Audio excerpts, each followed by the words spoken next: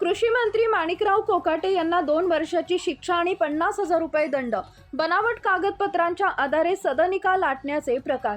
कृषी मंत्री माणिकराव कोकाटे यांना नाशिक जिल्हा व सत्र न्यायालयानं मोठा दणका दिलाय.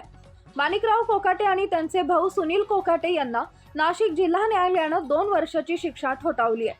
माणिकराव कोकाटे यांना 2 वर्षाचा कारावास आणि 50,000च्या दंडाची शिक्षा न्यायालयानं सुनावली आहे. 1995 साली कागदपत्रांच्या फेरफार आणि फसवणूक केल्याचा आरोप माणिकराव कोकाटे यांच्यावर केला होता. माजी मंत्री तुकाराम दिघोळे यांनी या प्रकरणी याचिका दाखल केली होती. आता नाशिक जिल्हा न्यायालयानं माणिकराव कोकाटे यांना शिक्षा ठोठावली आहे.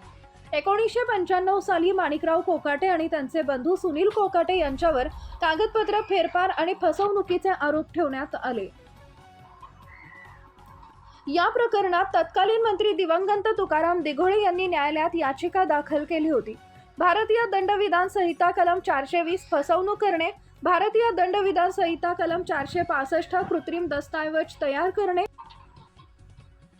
भारतीय दंडविधान संहिता कलम 471 बनावट दस्तऐवज तयार करणे आणि भारतीय दंडविधान 474 सत्यता लपवणे या कलमाखाली गुन्हा दाखल करण्यात आलाय. या खटल्याचा निकाल तब्बल 30 वर्षांनी लागला. न्यायालयानं माणिकराव कोकाटे आणि त्यांचे भाऊ सुनील कोकाटे यांना 2 वर्षाचा कारावास आणि 50,000 रुपयांचा दंड ठोठावलाय. आमदारकी, मंत्रीपदही धोक्यात. न्यायालयानं कृषी मंत्री माणिकराव कोकाटे यांना 2 वर्षाच्या कारावासाची शिक्षा सुनावली आहे. अपिलात स्थगिती न मिळाल्यास त्यांची आमदारकी व पर्यायानं मंत्रीपदही धोक्यात येण्याची शक्यता व्यक्त होतीये. या प्रकरणावर प्रतिक्रिया देताना माणिकराव कोकाटे म्हणाले की ही राजकीय केस आहे.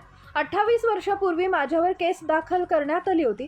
त्यावेळी माझे आणि तत्कालीन राज्यमंत्री दिघोळे साहेबांचे राजकीय वैर होते. त्यामुळेच माझ्या विरुद्ध हा खटला दाखल करण्यात आला. 30 वर्षांनी या प्रकरणाचा निकाल लागलाय. मी अद्याप निकालपत्र वाचलेलं नाहीये, पण मी हायकोर्टात दाद मागणार आहे. सांगून माझ्यावरती केस केलेली होती. त्या केसचा निकाल 30 वर्षानंतर आज पहिल्यांदा लागलेला आहे. मेहरबान न्यायालयाने त्याचा निकाल सुनावलेला आहे. निकालपत्र हे मोठं आहे, 40 पानाचं आहे. मी अजून वाचलेलं नाही. वाचून त्या संदर्भात मी आपल्याला व्यवस्थितपणे मार्गदर्शन करेन आपल्याकडनं आणि त्यासाठी मी अपील या ठिकाणी करण्याचा निर्णय घेतलेला आहे. आपल्याकडनं जामिनासाठी योगेश पीठ पुढे सगळं केलेलं आहे. साहेब, पण आपण उत्पन्न कमी दाखवलं आणि सरकारचे सदनिका ह्या लाटल्या. 4 फ्लॅट घेतलेले होते, त्यापैकी 4ची आपण आणि आपल्या भावाला. या संदर्भात मी अजून जजमेंट वाचलेलं नाही. सरकार वकिलांचं काय म्हणणं हे मला माहिती नाही. मी जजमेंट वाचलेलं आहे आणि ते जजमेंट वाचलं की मी तुम्हाला त्याच्यावरती सविस्तर या ठिकाणी देऊ शकतो. पण आपल्या शिक्षेची जी आता हे सगळं प्रकरण समोर आल्यानंतर आता राजीनाम्याची मागणी देखील लगेच होऊ शकते ना. काय राजीनाम्याची मागणी होऊ शकते, पण त्यासाठी अपिलेट प्रोव्हिजन आहे. राजकीय दृष्ट्या देशामध्ये अशा प्रकारचे अनेक निकाल झालेले आहेत आणि त्या दृष्टिकोनातून मी अपिलामध्ये जाणार आहे, हायकोर्टामध्ये जाणार आहे.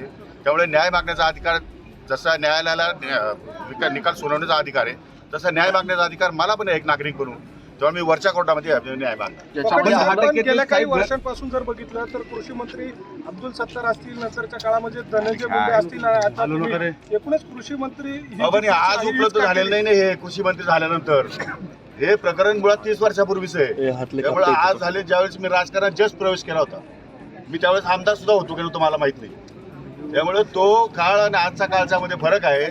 त्याच्यानंतरच्या काळामध्ये दिघोळेंचे माझे संबंध सलोख्याचे पण निर्माण झाले. पण कायदेशीररित्या एखादी केस रजिस्टर झाल्यानंतर जो काही नियम असतो त्या नियमान्वये ती प्रोसेस होत असते. उशिरा प्रोसेस झाली, त्यामुळे आज निकाल लागलेला आहे. आज निकालामध्ये मेहरबान न्यायालयाने जो काही शिक्षा सुनावली त्या संदर्भात मी रितसर या ठिकाणी जामीन घेतलेला आहे आणि आपल्यात या ठिकाणी जाणार.